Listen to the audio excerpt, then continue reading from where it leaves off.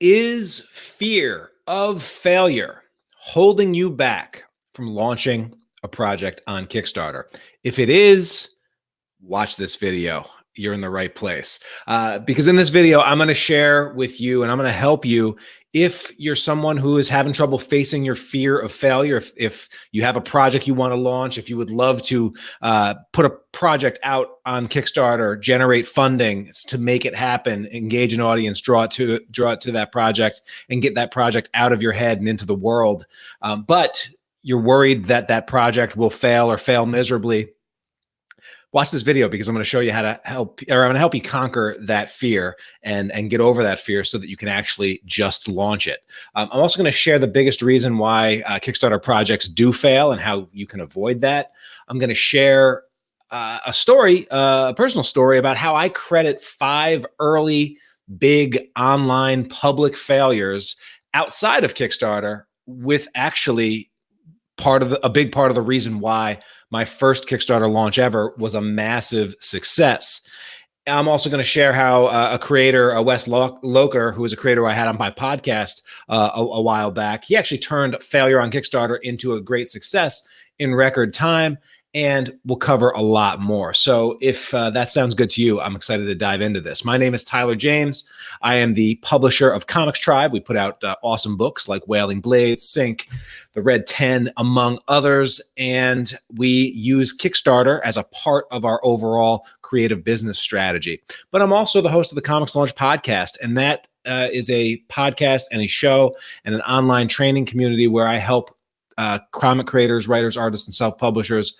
I help save them from disappointing Kickstarter launches. I help them get over their fears and follow a step-by-step plan to actually get their projects launched, funded, fulfilled, and set themselves up so they can do that again and again and again to bring whatever it is that they want to create to life using the power of the Kickstarter platform.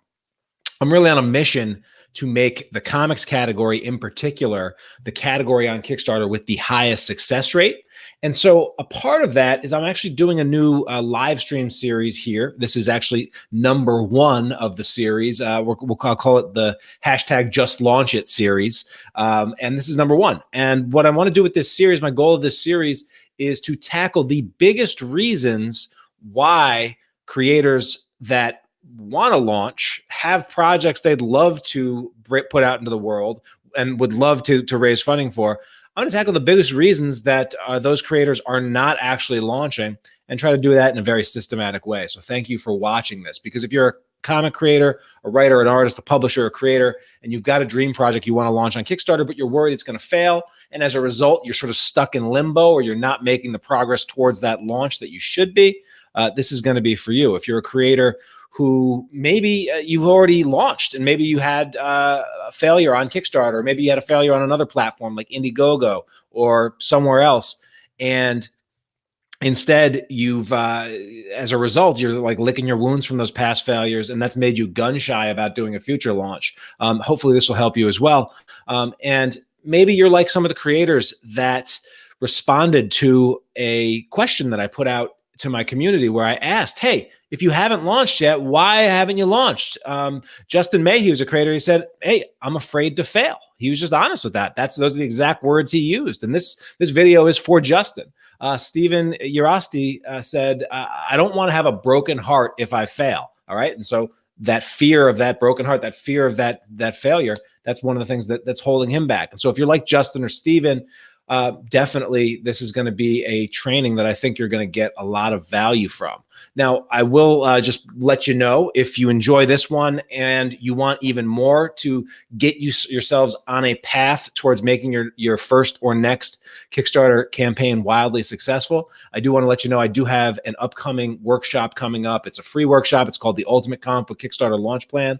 If you're thinking about launching a Kickstarter, whether you're thinking about it or planning it or in the process, or maybe you're even on Kickstarter right now, this workshop is for creators that want to do it right the first time or do it better the next time. And I'm going to be sharing insights from the over $500,000 that I and my collaborators have raised using Kickstarter, as well as tons and tons of lessons from the creators that I've worked with. You can register over at comicslaunch.com/workshop if that sounds cool to you. All right, but I want to get to this series. All right. And I want to start with the big point. All right. Because I want to tackle this, especially for everyone who is saying that they're afraid to launch on Kickstarter because they're afraid of failure.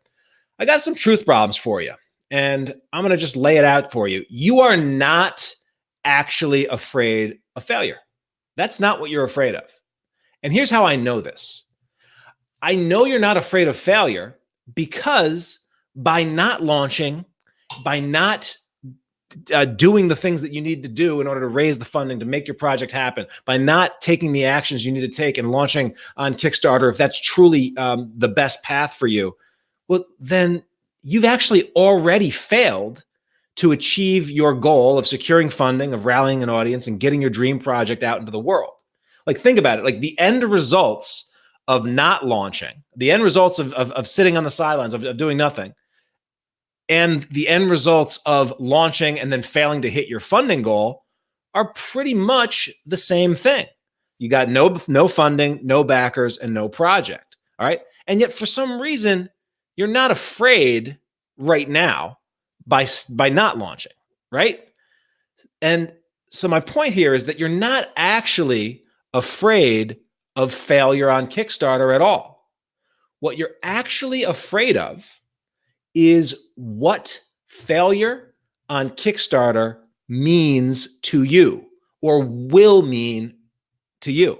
And so I want to take this a little bit deeper. And if you're watching this, if you're sort of picking this up, or if you're watching the replay, I would love for you to just leave me a comment and fill in the blank here. All right. In the comments, tell me and fill in the blank. I'm afraid of failing on Kickstarter because that will mean blank. What does it mean?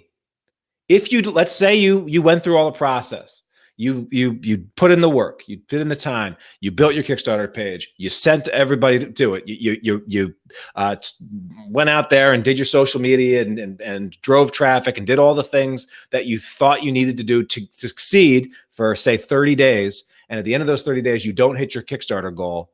What does that actually mean to you? All right. Fill that in the blank, or at least write it down on your own if you're not willing to share that publicly. But I would love to hear what a failure on Kickstarter would mean to you. Now, some of the things that creators that I've worked with and creators that I've coached on this stuff have told me in the past, and some of the things that you might be thinking right now. And I know this because I've also had some of these thoughts myself, and I've also worked with hundreds of creators now on their mindsets around failure.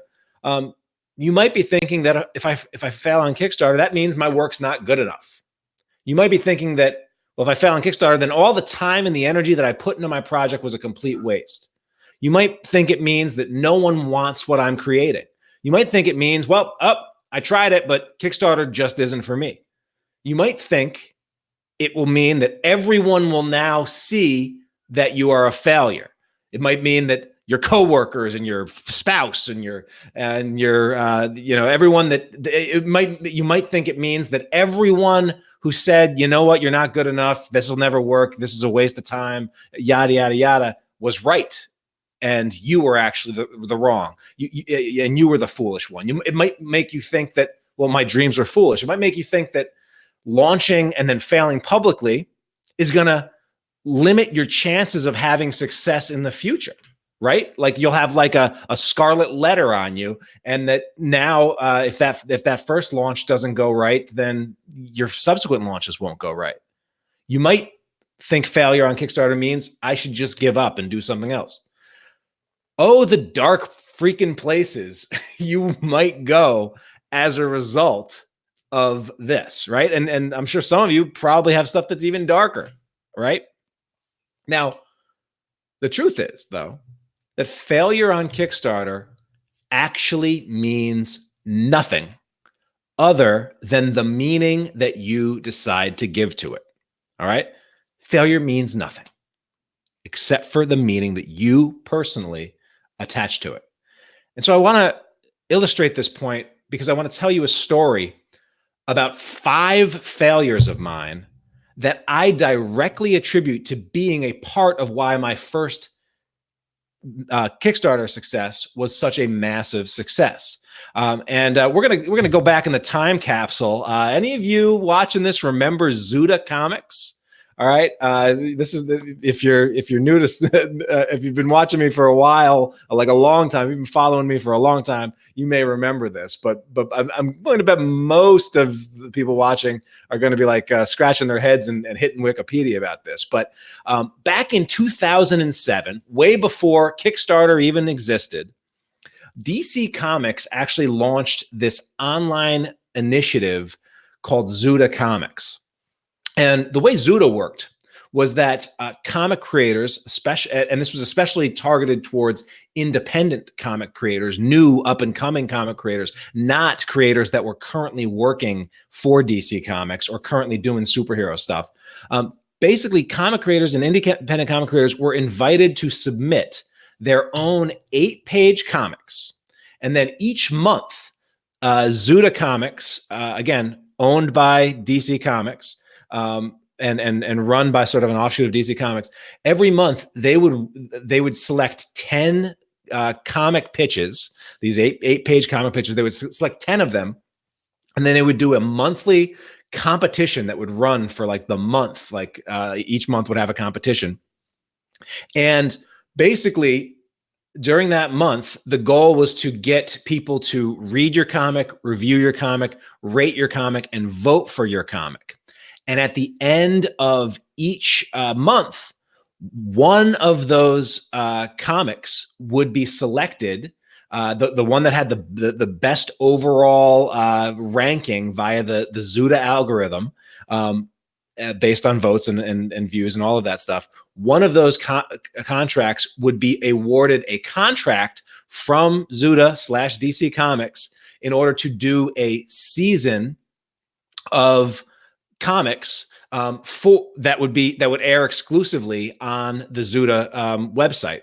And there was talk about eventually putting those books into print, and some of those books eventually actually did make it to print.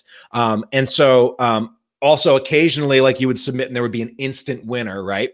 And the total contract, I believe, was worth about $13,000. And now at that time, for independent comic book creators, $13,000 was like an unfathomable amount of money. Remember, there was no Kickstarter.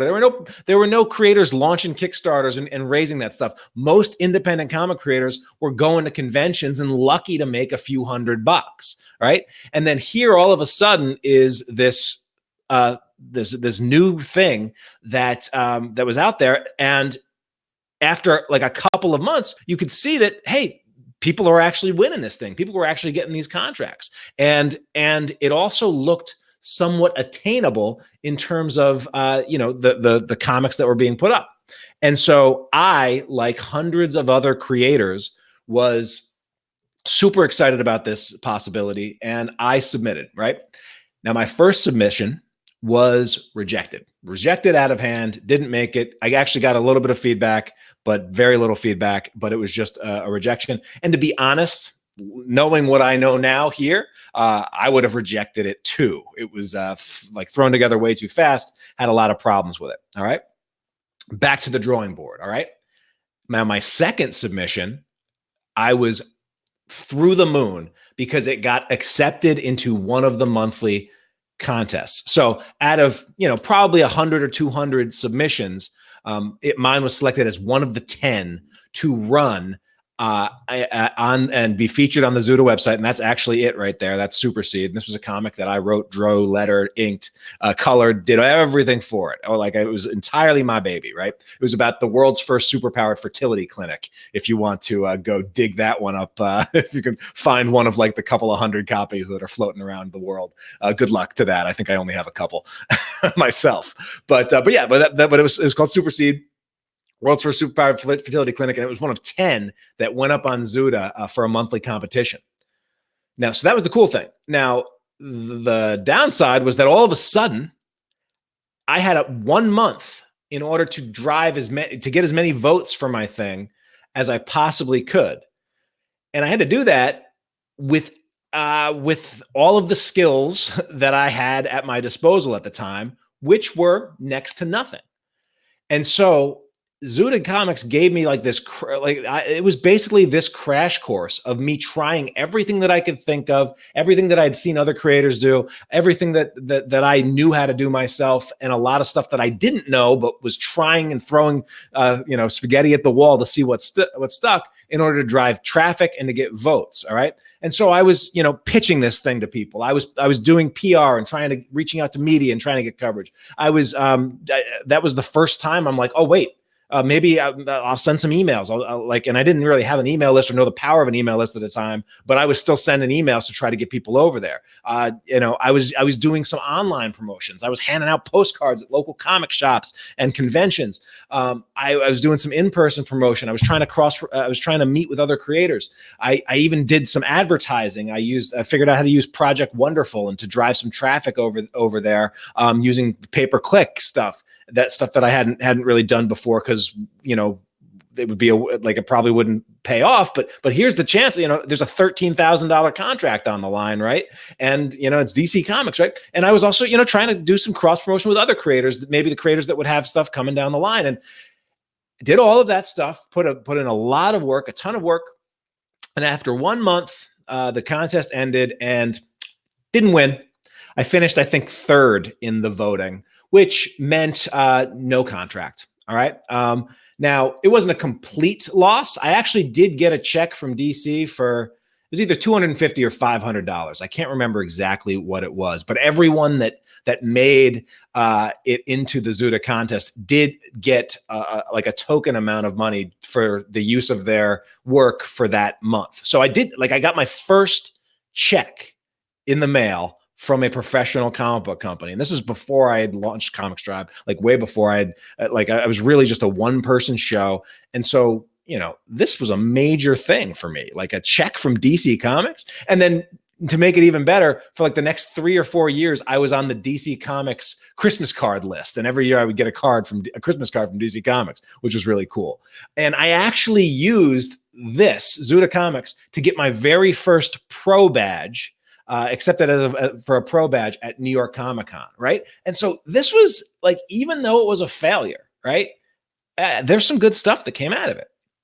However, in doing so and in putting my work out there and in failing in that process to get the contract, there was some bad stuff, right? There was some bad stuff too. This is the first time I put my work out online and got, tens, if not hundreds of thousands of hits and views on my work, right?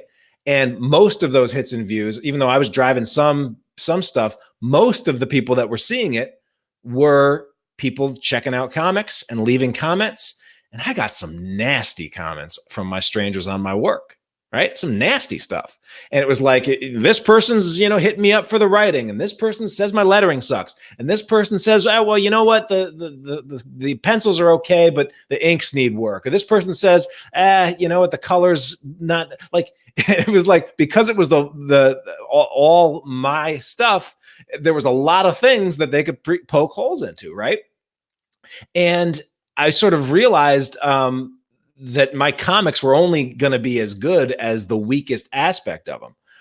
I also learned that, my marketing and traffic driving skills, my skills as a marketer and the ability to get people from whatever they're doing on and taking action, the kind of action that I wanted them to take, in this case, voting for my thing. I wasn't able to do that as good as I was able to do that better than some, but not as good as the people that ended up winning that contest. And so I realized my marketing and traffic driving skills needed a ton of work. Now, that was the bad. That was some bad stuff about that. But now, looking back at it, I can tell you without a doubt, that experience and those lessons were worth way more than the $13,000 contract that I won from Zooted. First of all, it got me down the process of thickening my skin as a creator to the point where I am nearly impervious now to the criticism of strangers. And I get strangers or people, because I put stuff out on Facebook ads and I'll do the things, I'll get people leaving nasty stuff on our stuff or our books or the videos that I put out. I'll probably get something nasty on this video right here. I am impervious to it. If you're a stranger to me, you cannot hurt me with your words, your sticks and stones, because that's not where I get my own personal value. And I also have the confidence in the stuff that I've done, the path that the path that I've taken, the work that I'm putting out into the world, that I don't really take, I don't take criticism from people who have not done what I've done. And, I may hear it from someone that I look up to, from someone that's at a completely another level from me. I'm not gonna listen or take much mind or care to someone that's just throwing stones, right? So that was one lesson that was worth at least $13,000. Another lesson that was worth at least $13,000 is I made a decision there to start focusing on my strengths as a creator, and to also partner with some creators who were better at certain aspects of comics than I was. And I also made a commitment to myself to invest in learning and focusing on improving some of the skills that I still wanted to take hold of, but I just knew I needed to get better to have the kind of, be the undeniably great product that would have needed to have to actually do this competition and win this competition. And as a result, I started hiring artists and collaborating with artists and working with artists on a bunch of new projects. And I got excited because instead of just working on one thing that would take me a year to do a whole book, I could now, I was now working on 3 different projects at a time with 3 different creators and expanding my network. And every creator I've worked with since then is a part of me sort of realizing that, I want to actually, have a tribe to make comics as opposed to being a solo act, right? And then that was definitely worth $13,000, way more than that. And then it also gave me just a taste of what goes into the proper marketing of a book to the public online. And it got me way outside of my comfort zone and got me doing things like, all right, well, here's my audience. Here's my, how do I build an audience? How do I drive traffic? How do I build an email list? I started working on all those things. All right. And so those lessons were very, very important to me. Obviously, at the time, I was crushed and devastated of not getting that contract, and not moving forward with that, and not getting the money and the profile and all that would have gone into that. But on hindsight, I can definitely point out to all those lessons. Now, the sort of like an epilogue to that is I actually submitted 3 more projects to Zuda over. They were only around, I think, until about 2010, and that ultimately crumbled. But I submitted 3 more projects. The competition on Zuda kept getting better and better and better. 2 of those 3 projects were rejected. 1 more was accepted. And that one was a book I was incredibly proud of. It was the best work that I'd done to date. I actually worked with a creator. The book had a terrible name. It was called Interrogation Control Element. It was about a interrogator who actually uses his wits more than like the waterboarding and other stuff but terrorist stuff. So it was a cool book. It was drawn by Damien Cosero, who's actually gone on to have a great career and does a lot of work for big companies. But even though I was much happier with the product, it still finished 3rd again. So once again, I failed to get a DC contract, but I was happy with that. The reviews and the praise and the rankings of it and the rating of it was actually pretty good. All right. Now, ultimately, Zuda crumbled with DC restructuring, and it was sort of like a noble but failed experiment. But thankfully, in Zuda's wake came the Kickstarter platform. All right. And what's awesome about the Kickstarter platform is that it basically required all of the same skill sets that the creators that were launching projects on Zuda were using and honing for a shot at winning, for being one of the 10 that would win.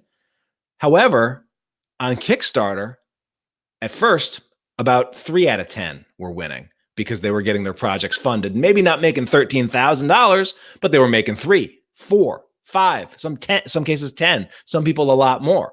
And so creators, like you could apply the same skills and the same stuff that you would use for a Zuda competition to Kickstarter.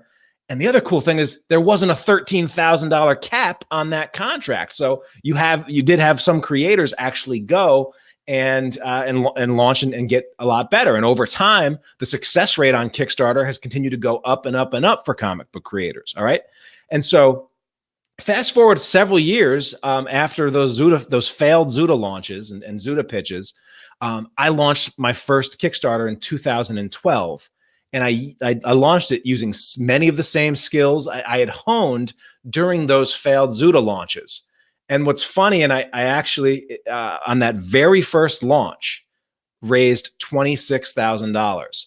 And what's funny, and I only just made the connection as I was preparing this, $26,000 on that first launch was the exact same amount of money I would have earned had I'd won those 2 Zuda contracts.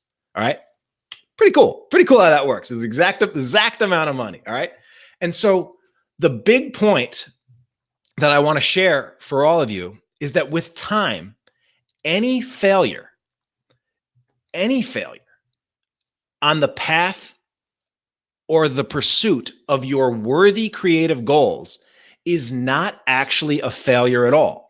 It's simply a necessary lesson that you needed to achieve that goal. And so I can promise you this, when you, and I'm not saying if you, I'm saying when you, because I know if it's truly your heart's desire to launch and fund a project on the Kickstarter platform, it's going to happen.